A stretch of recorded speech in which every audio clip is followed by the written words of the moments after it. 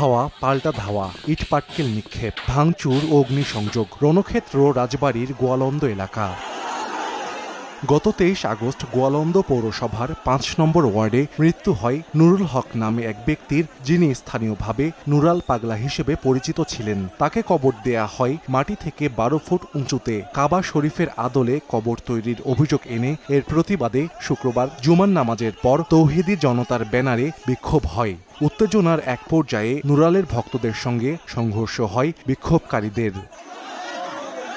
ভাঙচুরের পর আগুন দেয়া হয় মাজারে। এতে আহত হন উভয় পক্ষের শতাধিক। পরিস্থিতি নিয়ন্ত্রণের চেষ্টা করলে হামলা চালানো হয় পুলিশের ওপরও। ভাঙচুর করা হয় গাড়ি। পরে সেনাবাহিনী এসে নিয়ন্ত্রণে আনে পরিস্থিতি। গুরুতর আহতদের উদ্ধার করে নেওয়া হয় উপজেলা স্বাস্থ্য কমপ্লেক্স, রাজবাড়ী সদর ও ফরিদপুর মেডিকেলে।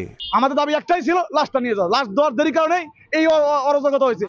এদিকে রাজশাহীর পবাই আজিজ ভান্ডারীর খানকা শরীফে তৌহিদি জনতার ব্যানারে ভাঙচুরের অভিযোগ উঠেছে। পুলিশের উপস্থিতিতেই হামলা হয়েছে বলে অভিযোগ খানকা সংশ্লিষ্টদের।